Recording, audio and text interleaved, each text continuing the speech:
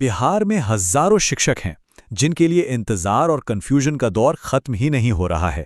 Transfer और posting को लेकर रोज नए सवाल सामने आ रहे हैं। तो आज हम इन्हीं सब सवालों के जवाब तलाशेंगे और आपको हर ताज़ा अपडेट के बारे में बताएंगे। मन में सवाल तो कई होंगे, है ना? जैसे, क्या इंटर डिस्ट्रिक्ट ट्रांसफर के बाद भी स्कूल नहीं मिला? भागलपुर या मुजफ्फरपुर में आखिर चल क्या रहा है? और वो सबसे बड़ा सवाल, उन 14,000 शिक्षकों का क्या होगा जो अब तक सिर्फ इंतजार ही कर रहे हैं?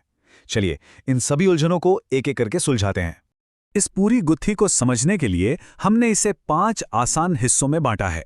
हम सबसे पहले बड़े सवालों से शुरू करेंगे, फिर जिलों के अपडेट्स पर नजर डालेंगे, प्रोसेस की बारीकियों को समझेंगे, उन 14,000 शिक्षकों की बात करेंगे और आखिर में देखेंगे कि आगे क्या हो सकता है। चलिए सीधे ग्राउंड पर चलते हैं और देखते हैं कि हो क्या रहा है। शुरुआत करते हैं उन 2 जिलों से जहां सबसे ज्यादा हलचल है, यानी भागलपुर और मुजफ्फरपुर। तो सबसे पहले भागलपुर वालों के लिए एक बड़ी राहत की खबर है। जिनका भी सवाल था कि ट्रांसफर पोस्टिंग का ऑर्डर कब आएगा, उनके लिए कंफर्म अपडेट है कि ऑर्डर जारी हो चुका है। और देखिए, भागलपुर का ये जो ऑर्डर है ना, ये इसलिए खास है क्योंकि ये आधा अधूरा नहीं है। इसमें सिर्फ ब्लॉक ही नहीं बल्कि सीधे स्कूल भी अलॉट कर दिए गए हैं। मतलब यहाँ के शिक्षकों के लिए इंतजार अब पूरी तरह से खत्म हो गया है। लेकिन भागलपुर से बिल्कुल उलट है मुजफ्फरपुर की कहानी। वहां क्या हो रहा है? वहां लगभग 1500 शिक्षकों को ब्लॉक तो मिल गया, लेकिन उनमें से सिर्फ आधे यानी करीब 783 टीचर्स को ही स्कूल मिला है। बाकी 50% अभी भी इंतजार कर रहे हैं। तो आखिर इतनी देर क्यों लग रही है? देखिए, प्रोसेस को समझना होगा। 2200 से भी ज्यादा शिक्षकों ने मुजफ्फरपुर को चुना था। 3 हफ्ते पहले जाकर 1500 को ब्लॉक अलॉट हुए और अब कहीं जाके स्कूल अलॉटमेंट का काम शुरू हुआ है। ये एक लंबा प्रोसेस है, इसीलिए इसमें टाइम लग रहा है। तो हमने देख लिया कि जिलों में क्या चल रहा है।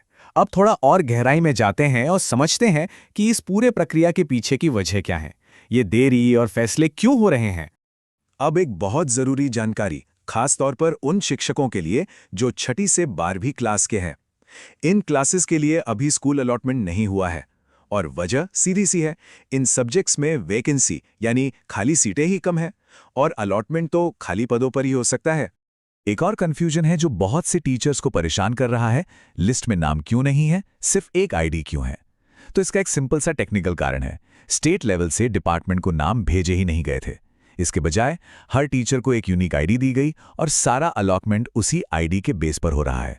अच्छा, अब बात करते हैं 16 जनवरी की डेडलाइन की, जिसको लेकर काफ़ी टेंशन है। तो देखिए, इसको लेकर बिल्कुल भी परेशान होने की ज़रूरत नहीं है। ये तारीख सिर्फ उनके लिए है जिनका ऑर्डर आ चुका है। अगर आपका ऑर्डर अभी नहीं आया है तो जब भी आएगा उसमें आपको ज्वाइन करने के लिए एक नई डेट दी जाएगी। अब आते हैं उस सबसे बड़े सवाल पर जो शायद हजारों शिक्षकों की रातों की नींद उड़ाए हुए हैं। उन 14,000 शिक्षकों का क्या होगा जो अभी भी अधर में लटके हैं? 14,000। स्क्रीन पर दिख रहा ये नंबर सिर्फ एक आंकड़ा नहीं है, ये 14,000 कहानियां हैं। 14,000 उम्मीदें हैं जो अभी भी अपने जिला आवंटन का इंतजार कर रही हैं। इस नंबर को थोड़ा और समझने की कोशिश करते हैं। देखिए, कुल मिलाकर 41,000 शिक्षक थे। इनमें से 27,000 को तो जिला मिल चुका है, लेकिन ये जो 14,000 हैं, जो कि 1/3 से भी ज्यादा हैं, वो अभी भी इंतजार में हैं। इन्हें न तो कोई जिला मिला है और ना ही कोई स्कूल। तो अब सवाल ये है कि आगे क्या होगा, भविष्य में क्या उम्मीद की जा सकती है। चलिए, जो संकेत मिल रहे हैं उन पर एक नजर डालते हैं। देखिए, उम्मीद ये की जा रही है कि जनवरी के दूसरे हाफ में बचे हुए ऑर्डर्स आ जाएंगे और जैसे ही ये आएंगे, सरकार पर TR 3.0 यानी टीचर भर्ती के तीसरे चरण का दबाव बढ़ना तय है। और ऐसा माना जा रहा है कि इसी दबाव के चलते इन 14,000 शिक्षकों के मामले पर भी सरकार को तेजी से कोई फैसला लेना ही पड़ेगा। तो कुल मिलाकर बात क्या निकल कर आती है? पहली, कि प्रोसेस अभी चल रहा है, रुका नहीं है। दूसरी, अलॉटमेंट पूरी तरह से खाली सीटों पर निर्भर है। ऐसे में सलाह बस यही होगी कि थोड़ा धैर्य रखें और सही जानकारी के लिए जुड़े रहें। और जाते जाते एक बड़ा सवाल, ये जो पूरी कवायद हो रही है, क्या ये बिहार की शिक्षा व्यवस्था में वाकई कोई स्थायी बदलाव लाएगी, या फिर ये सुधारों के लंबे सफर में बस एक और मील का पत्थर है? इसका जवाब तो खैर आने वाला वक्त ही देगा।